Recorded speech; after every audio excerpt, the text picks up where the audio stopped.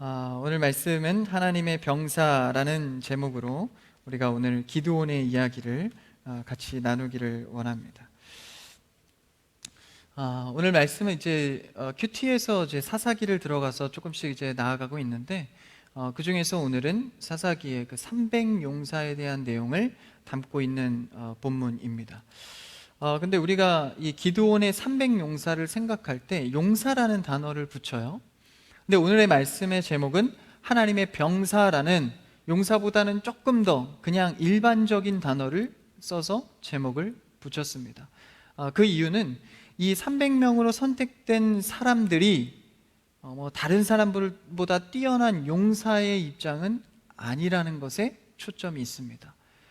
그러니까 수많은 사람들이 모여진 군대 속에서 300명을 선택되어졌는데 특별한 사람이 아니라는 거예요.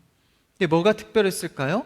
그냥 하나님께서 선택하신 그 상황이 특별했던 것입니다. 그러니까 주관자는 누구라는 거예요? 하나님. 그래서 어떤 병사가 되느냐, 어떤 신앙인이 되느냐 보다도 누구 안에 속해 있는가, 하나님의 병사인가 아니면 그냥 세상적인 일반적 병사인가, 그 차이를 보이는 것이죠. 그러니까 우리가 얼마나 성품이 좋나, 얼마나 외모가 뛰어난가, 어떤 스펙을 가졌나 보다 하나님께 속해 있는가, 이게 중요한 태도입니다. 그래서 오늘 그 장면을 보면서 우리의 신앙을 돌아보기 원하는데요. 지금 상황은 그렇습니다. 이제 기드온이 하나님께 부름을 받은 거예요. 우리 이제 주보 뒤에 보면 목장 교환에서 그 전 내용을 다루게 되겠지만, 하나님께서 이제 이스라엘 백성들이 사사시대 때 또 죄를 지은 겁니다. 그러니까 우리가 출애굽기 나갔었죠. 애굽에서 이스라엘 백성들을 빼내서 가나안 땅에 도착하게 하십니다. 이제 세대가 달라졌어요. 다음 세대, 여호수아 세대로 그 땅에 정착을 하게 됩니다. 근데 정착해서 보니까 수많은 문화들, 또 그리고 그들이 누릴 수 있는 조건들이 너무나도 많은 거예요. 그러니까 그것들 한두 가지 수용하기 시작합니다. 그러다 보니까 걷잡을 수 없이 세상적 문화가 흘러 들어오게 됩니다. 그래서 그들은 옛적에 1세대로부터 얻었던 그 은혜를 잊어버리고 다시 죄에 빠집니다. 그래서 하나님 앞에 그 죄를 짓고 우상을 숭배하게 되고, 이미 겪었던, 광야에서 겪었던 것이 또 반복되는 거예요. 여기서 보니까 인간에게 문제가, 환경에게 문제가 있지 않다. 뭐에 문제가 있다? 인간 자체에게 문제가 있다. 죄의 본성을 갖고 있다라는 것을 명확히 알게 되는 것이죠. 어쨌든 그 상황 속에서 이 정착한 삶 가운데서 계속 반복되는 죄를 짓습니다. 그때 하나님께서는 사사를 보내셔서 그들을 돌이킬 수 있도록 말씀을 전합니다. 잠깐 돌아온 듯 싶은데 다시 한번 또 죄를 지어서 또 하나님 앞에 죄를 범죄하게 되는 모습을 보이죠. 그 가운데 또 이스라엘이 범죄해서 이번에는 미디안 강대국에 의해서 이스라엘이 압제를 당하게 됩니다. 무려 7년 동안의 수많은 어려움과 그리고 경제적 위기를 갖게 되는 것이죠. 그 가운데 사람들이 또 부르짖습니다. 그러니까 누굴 세웁니까? 바로 오늘 말씀에 나오는 기드온을 하나님이 세우게 됩니다. 이 사사로서 세우게 되는 거죠. 근데 이 기드온 성격 자체가 굉장히 소심합니다. 그래서 우리 교회도 소심한 분들이 꽤나 많은데, 이 소심한 분들은 항상 어때요? 항상 확인을 합니다. 한 번에 덜렁덜렁 안 해요. 소심한 사람들은 확인하고 또 확인하고 또 확인하고, 그래도 안 돼서 다시 한번 확인하는 이런 성격을 갖고 있어요. 소심하니까 함부로 못하는 거예요. 기드온이 그랬다는 거예요. 하나님께서 말씀으로 불러주셨고, 내가 미디안 그 군대와 그 나라를 너희 손에 넘겨줄게, 회복시켜줄게, 이렇게 말씀했음에도 불구하고 계속 표징을 구하고 또 반문해서 질문하고, 그래서 기드온이 계속해서 하나님 앞에서 그런 질문들을 합니다. 그 가운데 하나님께서 이제 기드온과 언약하시고 관계하시면서 기드온도 조금 이제 하나님을 알아가는 것 같아요. 그래서 사람들을 모읍니다. 이제 미디안 군대와 하나님께서 전쟁에서 회복시켜 줄 것을 약속해 줬으니까 이제 사람을 모아야 될 거 아니에요? 그래서 이제 사람을 모읍니다. 그 말씀이 성경책 있으신 분들은 6장 전장으로 가면요 34절 이후에 살짝 나옵니다. 이제 34절을 보니까 여호와의 영이 기드온에게 임해서 그가 아비에셀이 그의 뒤를 따라 부름을 받았어요. 사람들을 모으는 거죠. 35절에 보니까 그들도 모여서, 그리고 아셀과 스불론과 납달리에 보내서 사자를 보내죠. 그 무리도 올라옵니다. 모였다는 거죠. 그래서 그를 영접하는, 그의 모임에 동의해서 동참했다라는 거예요. 그래서 그렇게 사람을 모읍니다. 그렇게 사람을 모았더니 다 모여보니까 그게 몇 명입니까? 바로 3만 2천 명. 오늘 본문에 나오죠. 3만 2천 명이나 됩니다. 근데 3만 2천 명의 사람들을 이제 하나님께서 숫자를 줄여가시는 거예요. 그러니까 기드온이 사람들을, 이제 전쟁할 사람들을 모은 게 3만 2천인데 그 숫자를 줄여서 오늘 말씀 끝자락에 가면 이 병사가 300명이 됩니다. 근데 왜 줄이실까? 거듭해서 계속 반복해서 줄이시거든요. 이때 당시에 미디안 군대는 10만을 넘어 13만 2천이라는 어마어마한 엄청난 숫자였습니다. 여러분, 왜 옛날 전쟁 영화 보면 몇만 군대다, 뭐 10만 대군이다 이렇게 말하지 않습니까? 근데 이게 가늠이 잘 안 돼요. 근데 여러분, 이 공간을 수용하는데 온전히 한 자리도 빼놓지 않고 다 수용하면 대략 700에서 많게는 사람들이 서 있으면 1000여 명이 넘게 수용할 수 있는 공간입니다. 이거의 10배가 뭐예요? 10,000명입니다. 그 10,000명의 10배가 뭐예요? 10만 명입니다. 대략 가늠이 되세요? 그러니까 한 도시를 채울 만큼의 사람인 거예요. 13만이라는. 그 군대가 이제 이스라엘과 싸우는 겁니다. 그러면 우리가 산술적으로 생각해 보면 13만의 군대를 그래도 대등하게 이기려면 대략 몇 명 정도 필요할까요? 아무리 못 잡아도 10만 언저리는 돼야 합니다. 못 잡아도 8만은 돼야 될 거예요. 근데 오늘 모은 사람들이 몇 명입니까? 3만 2천이었다는 겁니다. 그러니까 산술적으로 보면 턱없이 부족한 거예요. 그러니까 이스라엘 백성들이 어떠했겠어요? 마음이 두려웠을 것입니다. 그 두려움이 오늘 말씀의 주제입니다. 이스라엘 백성들이 떨고 두려워한 것이죠. 그러면 그 두려운 수 앞에 그들이 할 수 있는 일은 뭐겠어요? 수를 늘리는 일입니다. 그러니까 10만 대군 앞에 3만밖에 안 되는 병사들이 뭘 해야겠어요? 뭐 주변 국가라도 동맹을 맺든, 아니면 이스라엘 백성들 어린애들이라도 좀 모으든, 그래서 병력을 추가해야 될 것입니다. 근데 오히려 하나님께서는 이들 앞에서 수를 줄여가십니다. 그러니까 이스라엘 백성들이 두려운 이유가 뭐예요?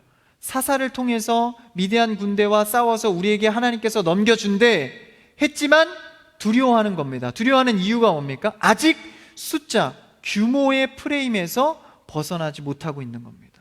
여러분, 우리의 신앙생활도 그럴 때가 있어요. 아, 하나님 대단하시다, 응답하시는 분, 들으시는 분, 말씀을 이루시는 분 알았는데 두려운 겁니다. 왜 두려워요?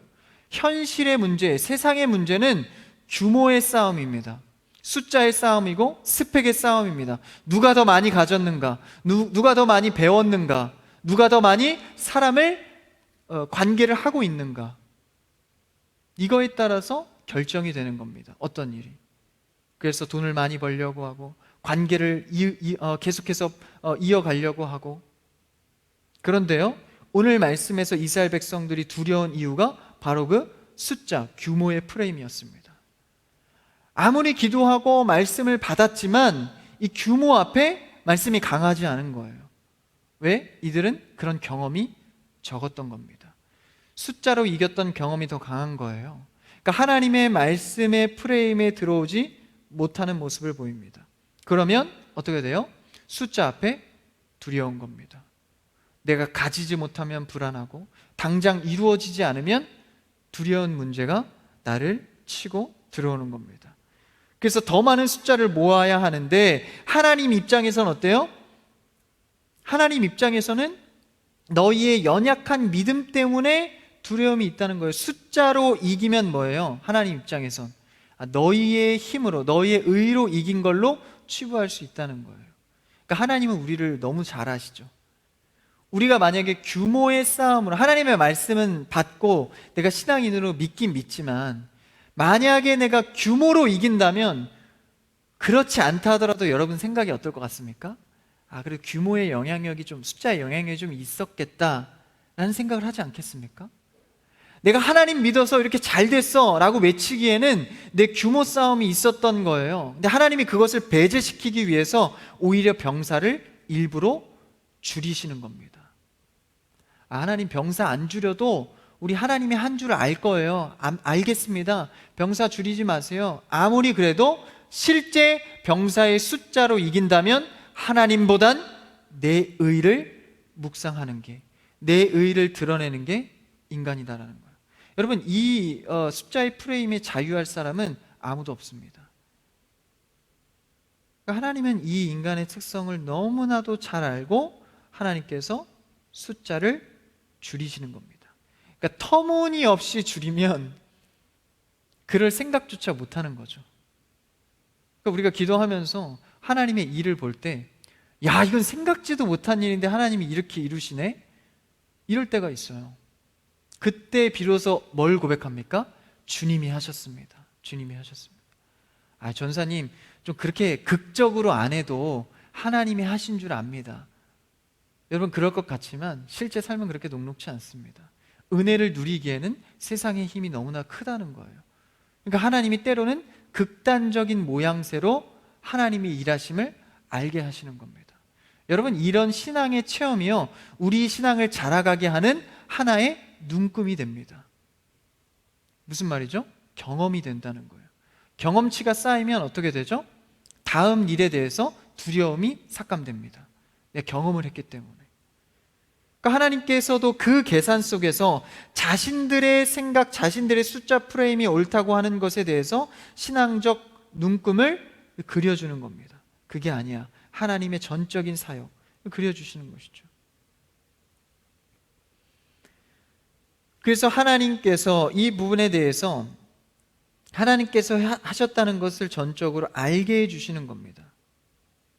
근데 반대는 어떨까요? 신앙의 반대의 눈금이 어떻게 해서 생깁니까? 숫자의 개념, 프레임의 어떤 숫자 프레임에 대한 경험이 생기면, 그래도 이런 세상적 숫자의 개념으로 내가 승리했어, 잘 됐어.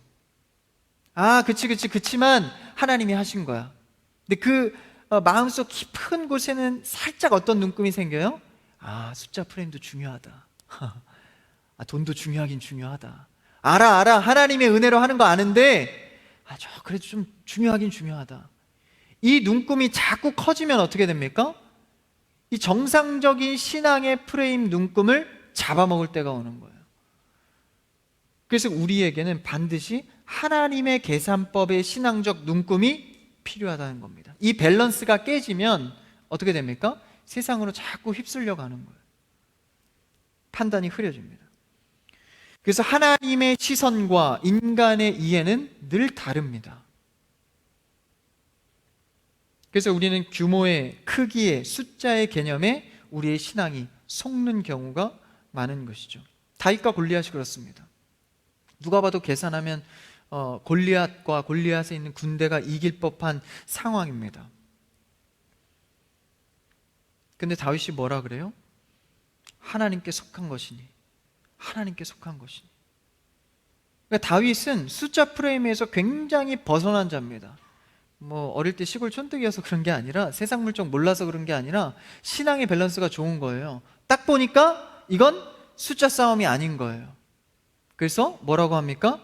나는 하나님께 속한 것이니, 하나님께 속한 것이니. 교회도 마찬가지입니다. 크기의 프레임에서 이 교회는 반드시 벗어나야 합니다. 크기의 프레임에 눌리면 어떻게 돼요? 성도 수가 많은 것에 대해서 과시용으로, 그래서 그 허영을 자극하는 거예요. 이 교회는 몇천 명 모이는 교회다, 자극이 되잖아요. 이 허영에, 이 숫자와 규모의 프레임에. 그래서 가장 위험한 게 뭡니까? 요즘 시대 때 바로 유튜브 조회수입니다. 우리는 그 정도의 조회수는 아닙니다. 연연해야 할 조회수는 아니에요. 그런 허영에 자꾸 연연하게 되다 보면 본질을 놓치는 겁니다. 그걸로 자극하고, 많이 보면 그게 은혜인 것 같고, 자꾸 규모 싸움으로, 세상에서 판단하는 규모 싸움으로 우리의 신앙을 체크하는 겁니다. 굉장히 위험하죠. 여러분, 이런 신앙의 규모로 자꾸 우리의 신앙을 체크하다 보면 뭐가 안 보입니까? 영혼이 안 보입니다.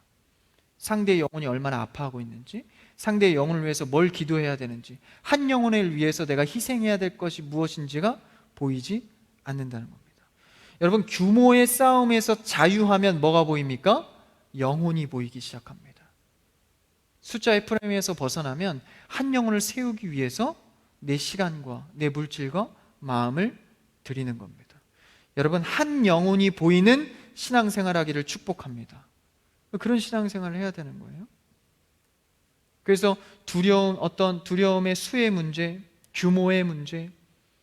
그래서 여러분, 시험 준비하시는 분들이나 뭐 이렇게 입시나 이런 뭐에 항상 두려워요? 경쟁률. 그렇죠? 경쟁률에 대해서 막 너무 집착해서 두려워하고 그러지 않습니까? 너무 두려워하지 마세요. 그냥 오늘의 시험에 최선을 다하십시오. 오늘의 공부에 열심히 다하세요. 그 경쟁률은요, 그냥 하나님께서 그 부분, 숫자의 규모로 하는 게 아니라 우리의 마음을 보십니다. 정말 하나님 앞에 쓰임받고자 하는 자, 하루를 성실히 살아가고자 하는 자, 그에게 부으시는 거죠. 그래서 우리는 이런 숫자적인 것에 연연하는 것이 아니라, 그러면 영혼이 뭘로 보여요? 나중에는 숫자로 보이는 겁니다. 규모 커지기 위해서만. 교회도 그런 허영에 빠지지 않습니까? 일단 수만 채우면 돼, 많이 오면 돼.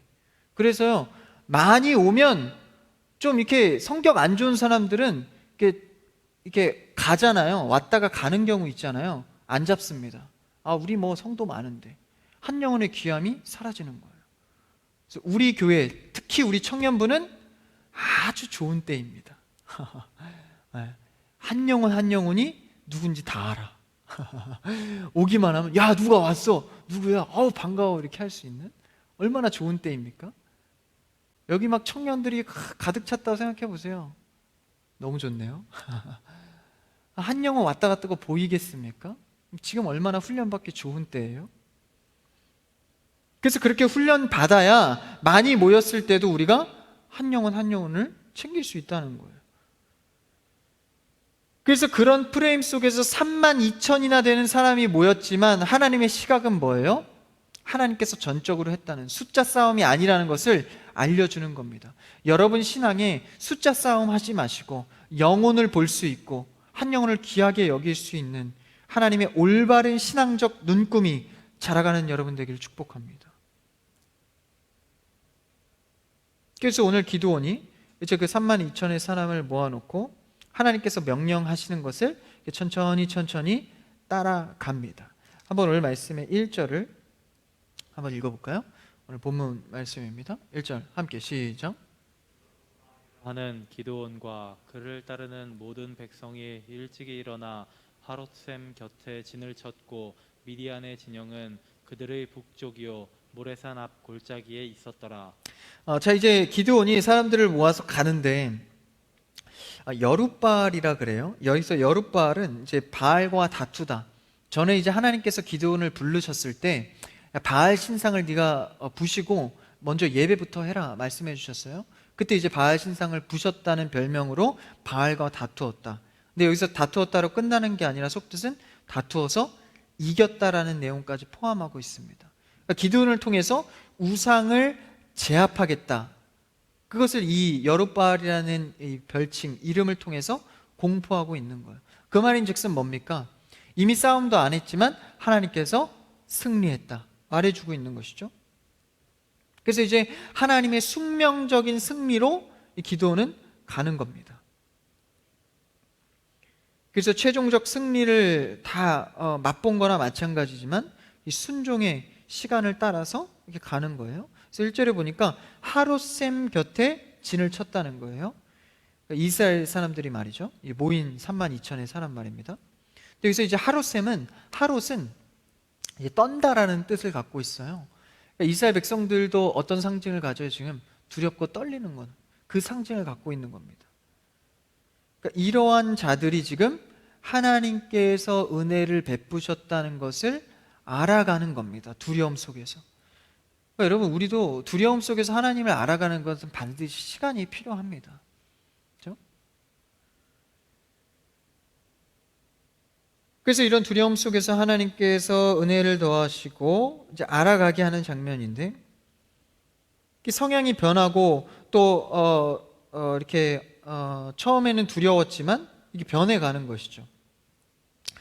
저도 이제 처음에 사역할 때 얼마나 두려움이 많았는지 몰라요. 저는 기도원과 같이 굉장히 소심하고 떨림이 많은 사람입니다. 사람들 앞에서 말하는 거 두려워하고 약간 갑자기 이목 집중되면 귀부터 발끝까지 빨개지는 사람들 있죠? 그게 바로 저입니다. 거짓말하지 마세요 하지만 진짜입니다. 근데 하나님 앞에서 훈련되기까지 굉장히 많은 이 개인적 고통을 많이 겪었어요. 이런 두려움들이 어떻게 변해갑니까? 하나님을 알므로 변해가는 거예요. 그 수밖에 없습니다. 사람은 안 변해요. 하지만 하나님 앞에 속했을 때만 그 뜻에 따라 변할 수 있는 거거든요. 저도 사실 하나님 앞에 소명받고 이런 성향과 사역의 모습들이 많이 변했습니다. 영혼을 사랑하게 되고 그 마음을 책임질 수 있게 하나님께 만드시고, 그래서 하나님이 이 두려운 이스라엘 백성과 기드온 속에서 할 수 있게 만들어가는 것이죠. 여러분, 두려움 가운데에서도 하나님께서 만드신다는 것을 확신하기를 축복합니다. 저 안 되던데요, 안 변해요. 여러분, 하나님께서는 단순히 그냥 순식간에 변해가는 게 아닙니다. 하나님의 알므로, 할렐루야, 알므로 변해가는 것이죠. 그래서 이스라엘의 두려움의 프레임이 뭐였어요? 한번 2절을 읽어볼까요? 2절 그 다음 말씀입니다. 2절 같이 시작. 여호와께서 기드온에게 이르시되 너를 따르는 백성이 너무 많은즉 내가 그들의 손에 미디안 사람을 넘겨주지 아니하리니 이는 이스라엘이 나를 거슬러 스스로 자랑하기를 내 손이 나를 구원하였다 할까 함이니라. 2절이 제가 모두에 말씀드렸던 내용입니다. 그러니까 하나님께서 뭐라 그래요? 기드온에게 너를 따르는 백성이 뭐예요? 너무 많대요. 너무 많대. 13만과 3만인데 3만이 너무 많다는 거예요. 누구의 시각입니까? 하나님의 시각인 거예요. 하나님의 뜻을 드러내기에는 3만도 많다는 겁니다. 그러면 그 많은 대로 그냥 진행하면 되지 왜 안 하셔요? 제가 모두에 말씀드렸다시피 뭡니까? 이렇게 그냥 진행하면 스스로 너희를 구원했다고 여길까봐, 그럴까봐 하나님이 그 특성을 너무 잘하는 거예요. 그러니까 여러분, 자신에 대해서 너무 자신감을 갖지 마십시오. 하나님은요, 그 후의 일까지, 나중에 우리가 변할 마음까지 알고 계시는 거예요. 그러니까 그 나의 속에 사람이 들어갈 때 나갈 때 다르지 않습니까? 그 들어갈 때 나갈 때 마음까지 다 계산해서 결론 지어서 만들어 놓으신 방법이 하나님의 방법입니다. 우리는 단순히 뭐예요? 들어갈 때 마음 하나로 하나님 이거 해주세요, 저거 해주세요 하는 거예요. 하나님 모든 계산을 끝내 놓으시고 그 결정을 우리에게 주시는 겁니다. 근데 떡하니 받아놓고 보니까 이거 지금 내 마음에 흡족하지 않은데요? 자꾸 기도 제목을 바꾸는 거예요. 아니라고 하는 거예요. 근데 그때 두렵지만 어렵지만 하나님의 말씀 믿고 언약 믿고 순종하는 자가 승리를 보게 되는 겁니다. 여러분, 지금 두렵고 어렵더라도, 오늘 이상하더라도 그 말씀에 순종해 보십시오. 여러분, 그 순종이 반드시 후에 하나님의 뜻대로 열매 맺습니다. 그것을 말해주고 있는 거예요. 그러니까 벌써 1, 2절에서부터 이 싸움의 승리의 결정이 끝나는 겁니다. 끝나는 겁니다. 뒤에는 그냥 시간의 흐름에 따라서 보여지기만 하는 것이죠. 그래서 하나님께서 줄이세요. 네 손이 했다 할까봐. 그렇죠? 그래서 우리는 때로는요, 내 손이 했다 할까봐 두려운 마음으로, 여러분, 교회 안에서 섬기시고 봉사할 때도요, 너무 내 재능에 따라서만 하지 마세요. 이건 내가 잘 못하는데요, 저 이거 한 번도 안 해봤어요. 기회입니다. 그래서 여러분이 오히려 못하고 잘 안 되는 거, 그런 거 교회에서 필요하다고 하면 그냥 덜컥 순종해 보십시오. 길은 하나님께서 여십니다. 정말이에요. 그래서 너무 내가 할 수 있는 것만 따라가다가는 하나님의 일을 보기가 어려울 수 있습니다. 인간의 성향이 그러하기 때문에.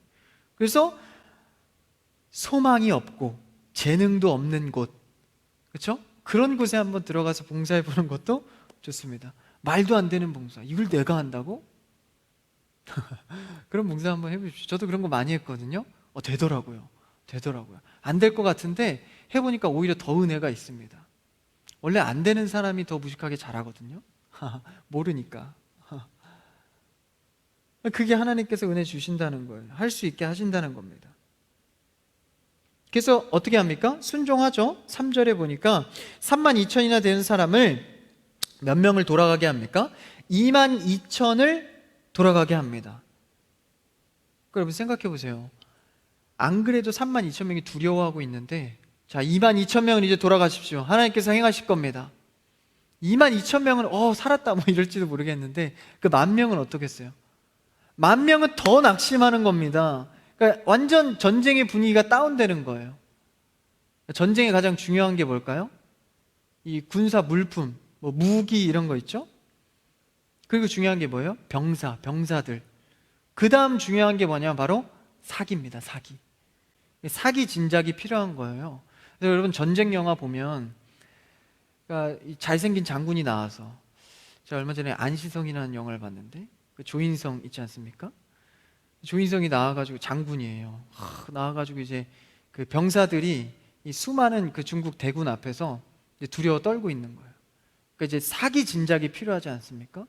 그래서 탁 그 잘생긴 조인성 형제가 나와서 막 얘기를 하는 거예요. 우리는 저 뭐 뒤에 우리의 집들을 봐라. 저들을 위해서 우리는 싸우는 거다. 한치도 물러나지 않겠다. 제가 하니까 별로 멋이 없네요. 뭐 어쨌든 막 이렇게 멋진 말들을 해요. 근데 막 군인들 표정이 달라져요. 그래, 맞아, 막 이러면서 감동하면서. 근데 삼자의 입장이나 그냥 영화 보는 사람은 살짝 오글거립니다. 그 당시에 있는 사람들은 굉장히 막 이 열정이 생기는 거예요. 그 전쟁의 굉장히 중요한 요소입니다. 그렇죠? 괜히 연설하는 게 아니에요. 그걸 통해서 사기 진작이 되는 거죠. 전쟁은 생사를 거는 거 아닙니까? 근데 사기 진작은 못할 망정 어떻게 해요? 22,000명이나 되는 3배, 3분의 2를 돌려보내는 겁니다. 이스라엘의 사기가 어떻게 됐겠어요? 더 두려워지는 겁니다. 만약에 상상을 해보세요. 이 상황에서 하나님이 일하셨다면 그거는 뻔한 거죠. 그렇죠? 하나님께서 온전히 하셨다는 것을 고백할 수 있는 겁니다. 그 다음에 4절에 보니까 그렇게 돌려보냈어요. 근데 뭐래요? 여호와께서 기드온에게 백성이 아직도 많다. 하나님 좀 과하신 것 같은데요. 10,000명에도 충분해요. 근데 하나님께서는 10,000명에서 또 몇 명을 돌려보내세요? 300명만 남기고 다 돌려보내는 거예요. 근데 그 방법이 좀 희한해요. 방법이 어떻게 합니까? 5절, 6절에 보니까요. 그들을 물가로 내려가게 합니다. 물가로 내려가게 해서 물을 마시게 하는 거예요. 물을 마시게 하는데 이 개같이 죄송합니다. 이 개같이 핥아먹는 자는 어떻게 해요? 혀로 물을 핥은 자는 따로 세우고 무릎 꿇고 마시는 자를 또 따로 세워요. 그래서 입을 손으로 움켜서 대고 핥는 자들의 수가 300명이었다는 거예요. 그렇죠? 손으로 이렇게 물을 떠서 이렇게 핥아 마시는 자가 300명이에요. 그 자만 두고 다 돌려보내라는 거예요. 그래서 어떤 학자는 이게 왜 이 손으로 먹은 사람을 놔두었는가? 왜 이 사람들을 선택했는가? 근데 어떤 학자는 그래, 이제 손을 퍼서 먹으면 주위를 볼 수 있잖아요. 이렇게 대고 먹으면 주위를 못 보잖아요. 주위를 볼 수 있으니까 지혜로운 병사다. 누가 보는지 보면서 할 일을 하니까. 그래서 그 지혜 때문에 남겨놓은 것일 것이다. 이상한 소리입니다. 말도 안 되는 소리예요. 그게 아닙니다. 그게 아니라 여기서의 그 방법은 사실 몰라요. 왜 하나님께서 그렇게 하셨는지는 모릅니다. 근데 뭐예요? 하나님의 방법이라는 거예요. 그 숫자가 왜 의미로 그 300명을 택했는지는 전혀 상관이 없습니다. 뭐 경계심의 문제도 아니고 지혜의 문제도 아닙니다. 뭐예요? 하나님의 뜻대로 그냥 행했다는 거에 의의가 있습니다. 일부러 성격도 해석을 하지 않아요. 왜 그런 행동을 한 사람을 뽑았는지를. 그냥 하나님이 너무 황당하잖아요. 뭐 이거 물 마신 사람이 무슨 300명을 뽑아요. 황당하지만 사실 그 전이 더 황당하죠. 300명을 남긴 자체가 황당한 겁니다. 근데 그게 뭡니까? 하나님이 했다는 온전한 기록을 남기는 겁니다. 어이없고 황당하지만 하나님이 하라는 대로 했다라는 거예요. 그랬을 때 백성의 승리가 확보된다라는 거예요. 하나님의 뜻대로 가기에 준비가 됐다라는 거죠. 그래서 9,700명이 돌아가고 300명이 남게 됩니다. 그래서 백성들이 아까 2절에서 봤죠. 자기들의 의로 여길까봐 하나님의 승리의 근거가 확실해지는 거죠. 그러면 여기 남은 300명들은 용사입니까? 병사입니까? 사실 용사가 아니에요. 물 한 번 떠먹었다고 갑자기 용사가 됩니까? 용사가 아니라는 거예요. 그냥 하나님의 뜻대로 서 있는 자들일 뿐입니다. 그러니까 그냥 하나님의 병사일 뿐입니다. 여러분, 우리가 잘나서 구원받았습니까? 우리가 신앙생활 잘해서 하나님께서 나를 세우십니까? 그게 아니라는 거예요. 하나님의 기쁘신 뜻대로 우리는 축복의 대열에 하나님께서 세워준 거라는 겁니다. 내 이름은 그냥 병사입니다. 그 앞에 뭐가 수식될 때 축복의 사람이 되는 거예요? 하나님의 병사가 될 때 축복의 사람이 되는 겁니다. 그러니까 내가 하나님 앞에 어떤 사람으로 서야 합니까? 하나님의 사람으로서 설 때 능력이 있는 겁니다. 하나님의 사람 되시기를 축복합니다. 그래서 우리는 날마다 고백해야 돼요. 주님, 나는 하나님의 사람입니다. 하나님의 것입니다. 그래서 다윗이 그 골리앗을 무찌를 때 뭘로 나아가요? 나는 하나님의 속한 자다, 속한 자다. 여러분, 이 고백이 우리의 오늘의 삶을, 이번 한 주의 삶을, 평생의 삶을 책임지는 겁니다. 여러분의 기도에, 여러분의 삶에 이런 고백이 있기를 축복합니다. 나는 하나님께 속한 자입니다. 나는 하나님께 속한 자입니다. 하나님의 자녀입니다. 그 고백이 나를 살리는 것이죠. 그래서 이제 7절, 8절을 넘어서 그 사람들이 진짜 돌아갑니다. 그리고 그들의 나팔과 식량을 300명이 이제 돌려받습니다. 드디어 이제 미디안의 적진과 가까이 맞닿아 있게 됩니다. 그럼 이제 몇 명의 싸움이요? 13만 2천의 사람과 300명의 사람의 싸움입니다. 제가 이 비율을 대충 계산해 보니까 1%도 안 되는 병력이에요. 생각해 보십시오. 0.23% 정도 됩니다. 0.23%. 그 정도의 비율로 이제 싸움을 해야 되는 거예요. 저는 확신하건대 이 상황이면 저는 100% 도망갑니다. 제가 여기 껴있었다면 299명이었겠죠? 굉장히 제가 나쁜 놈이 되는 것 같은데? 저는 진짜 그랬을 것 같아요. 이게 말이 됩니까? 벌써 숫자 프레임에 딱 들어와서 생각해보면 이건 도망가야지 답이 나온다. 그렇죠? 근데 9절에서 뭐라고 얘기합니까? 9절 한번 읽어볼까요? 오늘 말씀 9절입니다. 이제 미디안 진영에 맞닥뜨려져 있습니다. 9절 한번 읽어봅시다. 시작. 그 밤에 여호와께서 기드온에게 이르시되 일어나 진영으로 내려가라. 내가 그것을 내 손에 넘겨 주었느니라. 야, 맞닥뜨려져 있는데 이제 좀 탐색을 해야 될 거 아니야. 미디안 군대 가서 가까이 있으니까 진영으로 내려가라. 그러면서 어떤 말씀을 덧붙이세요? 내가 그것을 내 손에 넘겨주었다. 그러니까 아직 싸움도 안 했는데 미디안을 내 손에 넘겨주었다는 거예요. 이미 앞에서 한 말이죠. 완료 시대입니다. 미래든 과거든 어쨌든 완료 시제라는 거예요. 그래도 기드온에겐 뭐가 있어요? 두려움이 있으니까. 두려움을 하나님께서 너무나도 잘 아시는 거예요. 그 전에 경험했거든요. 기드온 부를 때 하나님 양털을 적셔 주세요. 땅을 적셔 주세요. 이것도 들어주세요. 저 못 믿겠어요. 표징 보여주세요. 계속 진상을 부리니까 하나님께서 그 성격을 아시고 또 너에게 넘겨주셨다 하면서도 어떻게 해요? 야, 미디안 군대에 가봐라. 가서 정탐을 해봐라 보내시는 거예요. 그러니까 하나님은 기드온의 두려움을 간파하고 계시죠. 이스라엘도 다를 리 없습니다. 그 두려움을, 그 당연한 두려움을 하나님께서 어떻게 해주세요? 11절에 보니까 이제 이 기드온이 부하를 데리고 데리고 미디안으로 같이 내려갑니다. 11절에 나오죠. 그러니까 여기서는 이 부라와 함께 부하 이름이 부라입니다. 그래서 부라와 함께 군대가 있는 진영으로 이제 같이 가는 거예요. 근데 가서 보니까 12절에 어떻습니까? 메뚜기의 많은 수와 같이, 낙타의 수가 많아 해변에 모래가 많음 같이 사람이 많은 거예요. 13만의 군대인데 얼마나 많겠습니까? 아무리 여러분 두려움이 없어졌다 해도 실제 이제 보기까지 했어. 얼마나 두렵겠어요? 근데 하나님은 이 두려움을 또 어떻게 처리해 주세요? 갔는데 이 13절 14절에 나오는 내용입니다. 갔는데 미디안 그 보초 서는 사람 한 사람을 만나는 거예요. 그 사람들의 이 대화를 들어보니까 서로 미디안 군대들이 서로 대화하는 거예요. 이복에 내가 어젯밤 꿈을 꿨는데 희한한 꿈을 꿨어. 그 꿈 얘기를 나오죠. 한 꿈을 꿨는데 13절입니다. 보리떡 한 덩어리가 미디안 진영, 우리 진영으로 굴러 들어왔는데 한 장막에 이르렀을 때 그것을 쳐서 무너뜨려서 위쪽으로 엎어버렸대. 그걸 쳐서 엎어져 버렸대. 이게 무슨 뜻일까? 이 황당한 꿈이. 그러니까 옆 사람이 또 그 친구가 해석을 해줘요. 이 신령한 자인 것 같아요. 바로 그냥 해석을 해줘 버립니다. 뭐라 그래요? 이스라엘 사람 요아스의 아들 기드온, 그 옆에 지금 기드온이 듣고 있는 거예요. 그 기드온의 칼이 하나님의 미디안과 모든 진영을 그의 기드온 이스라엘 손에 넘겨준 거야.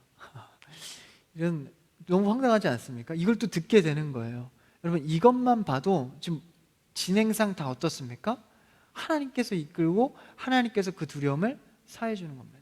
그러니까 여러분, 두려운 가운데에서 하나님께 순종하기로 마음을 먹으면 그 과정 중에서 계속해서 하나님이 알려주시는 거예요. 이게 무슨 말이냐면 결과를 얹어주기 전에 과정 속에 두려움이 있잖아요. 그러니까 작은 응답을 하나씩 주시는 겁니다.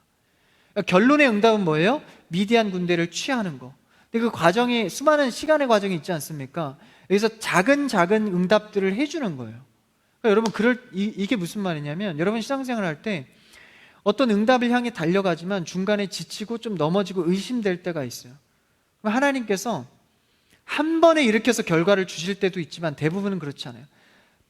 살짝 일어나게 해주세요. 또 한 걸음 걸어가는 거예요. 그냥 또 지칠 때 되면 또 살짝 일으키세요. 그래서 또 가고 가서 결국은 그 응답을 쟁취하게 만드십니다. 이게 하나님의 방법이에요. 그래서 돌아봤을 때 이건 하나님이 다 하셨구나 고백하게 되는 겁니다.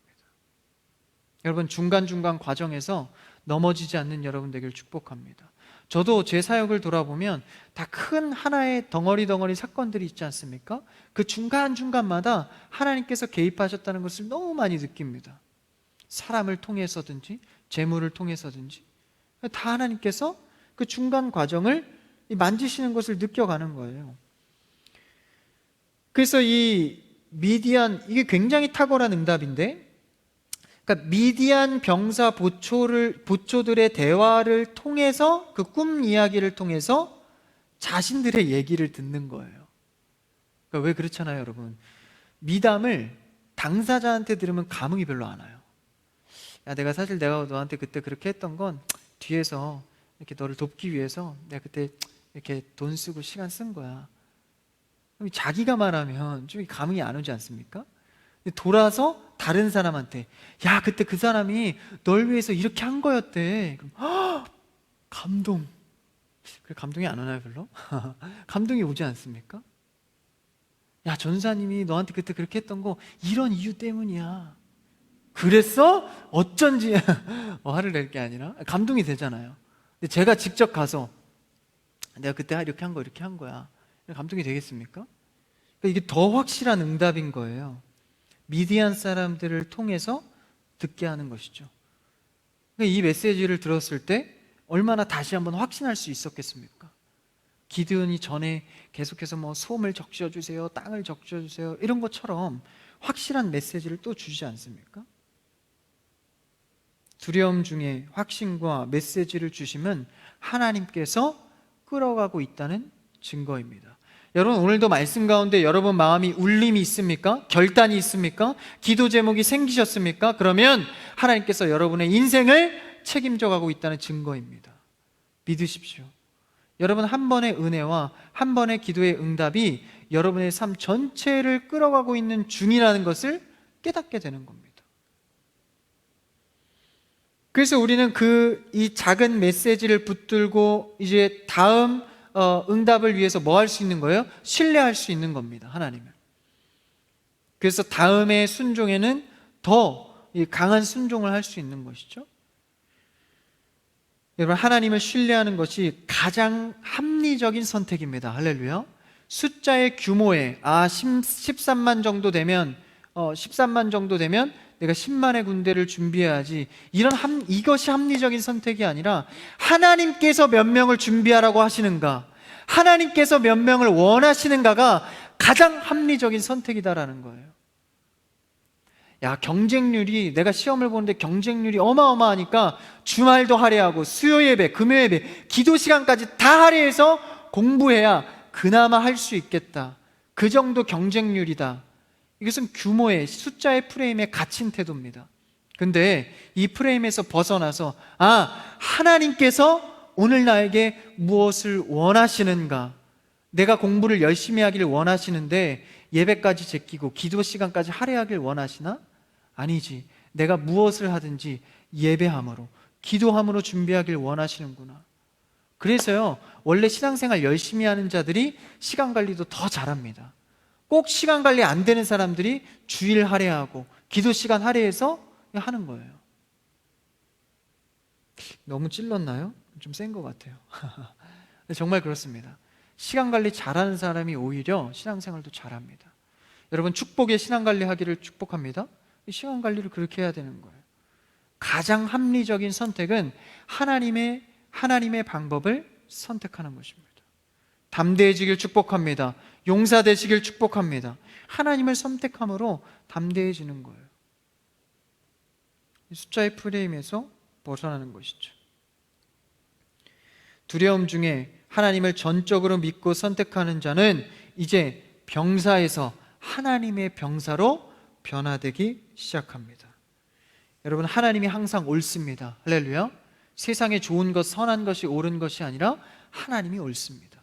우리가 그 신뢰와 그 신실하신 하나님을 바라보면서 하나님의 계산법을 전적으로 의지하는 여러분 되기를 축복합니다. 내 모습이 어떠하든지 하나님의 방법을 선택할 때 하나님께서 길을 여시고 축복의 대로를 우리에게 세우실 것입니다. 우리 한 주간에도, 삶에도 하나님의 병사, 하나님의 자녀 되는 여러분 되기를 축복합니다. 기도하겠습니다.